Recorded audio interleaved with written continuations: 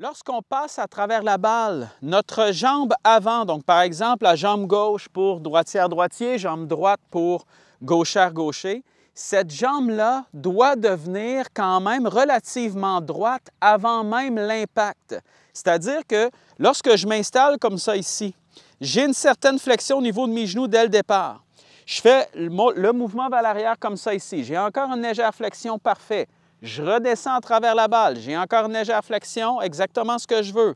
Par contre, lorsque je redescends comme ça ici à l'impact, il faut que cette jambe-là devienne relativement droite lorsqu'on arrive à l'impact. Cette jambe-là, qu'est-ce qu'elle fait? C'est qu'elle fait plusieurs choses. Premièrement, c'est qu'elle nous assure d'aller chercher plus de rotation au niveau du bas du corps lorsqu'on arrive à l'impact. Ce qu'on avait vu ensemble, c'était de s'assurer que lorsqu'on arrive justement à cet impact-là, qu'on ait un peu l'impression que notre boucle de ceinture soit face à notre cible qui est devant nous et non pas que la boucle de ceinture reste face à la balle. Si cette jambe-là reste beaucoup trop fléchie lorsqu'on arrive à l'impact comme ça, ce qui se produit, c'est que mes hanches ne peuvent pas se tourner. Donc, ma boucle de ceinture va être face à la balle plutôt qu'être face à ma cible lorsque j'arrive à l'impact. Cette jambe-là aussi va nous donner en fait beaucoup plus de chances d'aller générer de la vitesse. Si je redescends à travers la balle et que ma jambe devient droite, comme je vous disais, les hanches s'ouvrent plus rapidement, ce qui crée de la vitesse à travers la balle. Et dernière chose, c'est que si on garde un peu trop de flexion en fait au niveau de cette jambe-là, c'est que ça va amener beaucoup de mauvais contacts.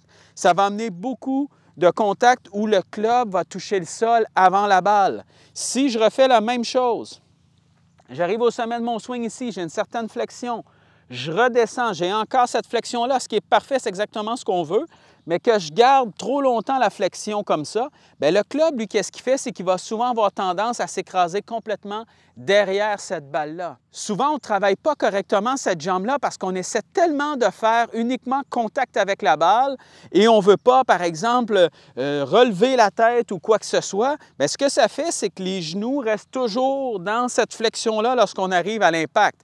Alors là, ce qu'on veut, c'est de prendre la sensation, en fait, de beaucoup plus tourner à travers cette balle-là et on va travailler un exercice simple pour sentir le mouvement naturel, en fait, de la jambe. Ce que vous allez faire, c'est que vous allez simplement venir vous installer uniquement sur la jambe avant. OK? Donc, vous vous installez comme ça. Vous avez à peu près aucun poids sur votre jambe arrière. Vous allez faire le mouvement vers l'arrière, vers l'avant, comme ça ici. OK? Et posez-vous aucune question. Là, faites simplement tourner d'un côté et de l'autre en ayant tout le poids sur votre jambe avant.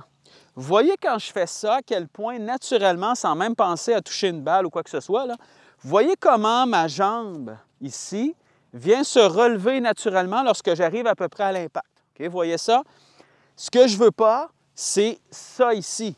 Okay? Vous allez voir, quand vous allez faire l'exercice, votre jambe ne fera jamais ça. Okay? Vous n'aurez jamais cette habitude-là d'avoir une jambe qui vient se plier lorsque vous arrivez à l'impact. Okay? Vous allez voir que votre jambe, naturellement, pour bouger vers l'avant, va devoir se relever.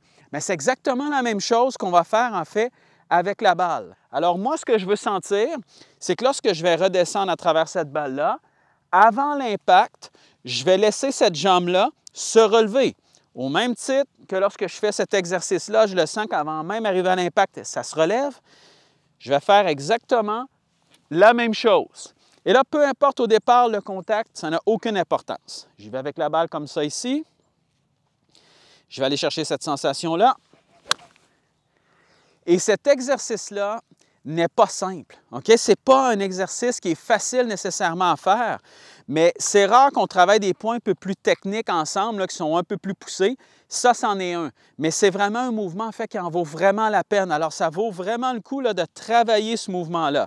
Vous pouvez même vous installer uniquement sur votre jambe avant et essayer de taper la balle uniquement sur cette jambe-là. Et vous allez voir justement que la jambe, qu'est-ce qu'elle fait? Naturellement, elle vient se relever pour que le corps puisse tourner. Une fois que j'ai la bonne sensation justement de ça, bien là, je vais simplement m'assurer, et ça, peu importe que ce soit avec un fer, un bois, c'est exactement la même chose. Okay? Peu importe le club qu'on a dans les mains.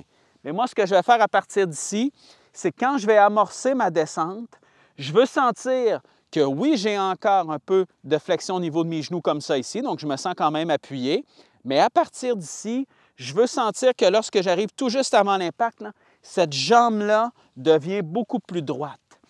Vous n'avez pas besoin de l'exagérer. Ne sentez pas nécessairement là, que dès que vous amorcez la descente, là, poum, tout de suite, la jambe devient droite. Imaginez-vous lorsque vous allez redescendre. Vous venez légèrement vous appuyer vers l'avant. Vous voyez, j'ai encore amplement de flexion au niveau de ce genou-là. C'est simplement que lorsque j'arrive à peu près à l'impact, je veux que cette jambe-là se relève légèrement.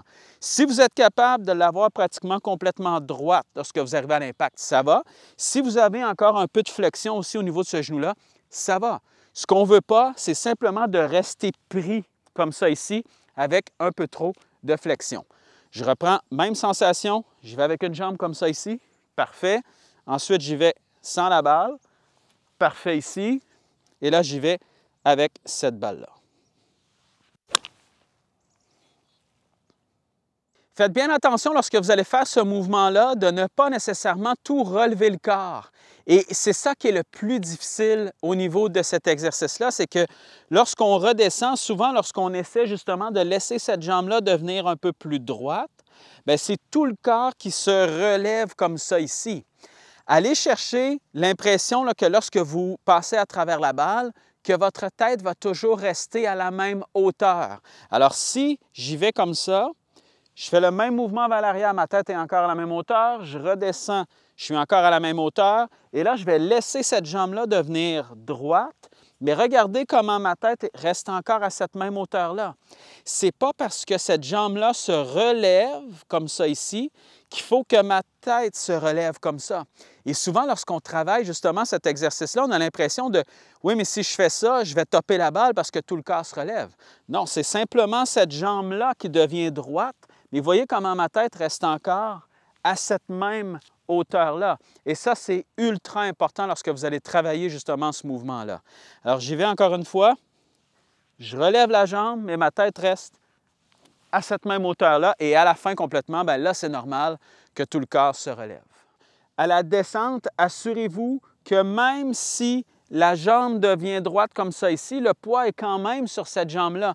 Ne faites pas l'erreur lorsqu'on redescend à travers la balle, par exemple, d'envoyer votre jambe tout de suite droite comme ça et votre poids sur votre jambe arrière. Vous voulez quand même sentir un appui sur votre jambe avant et à partir d'ici, laissez-la se relever pour qu'à l'impact, elle soit relativement droite comme ça. Mais le poids reste sur cette jambe-là et non pas, parce que la jambe devient droite, d'envoyer tout ce poids-là sur votre jambe arrière. Je vous le montre dans cet angle-là. Moi, ce que je vais aller chercher, vous voyez que ma tête est à une certaine hauteur. Je fais mon mouvement vers l'arrière comme ça ici. Je redescends comme ça. Vous voyez que j'ai encore une flexion au niveau de ma jambe avant comme ça. Vous voyez que je suis à la même hauteur au niveau de ma tête aussi. Et à partir d'ici, ce que je veux sentir, cette tête-là va rester à la même hauteur, mais ma jambe gauche va maintenant devenir beaucoup plus droite comme ça. Et vous voyez quand je fais ce mouvement-là, à quel point mes hanches s'ouvrent. Si je refais la même chose, mais que je garde la flexion au niveau de mes genoux, vous voyez que ça ne s'ouvre pas, ça ne se tourne pas. Si je mets ma jambe beaucoup plus droite comme ça, vous voyez la différence au niveau de l'ouverture de ces hanches-là. Et ça, c'est ultra important.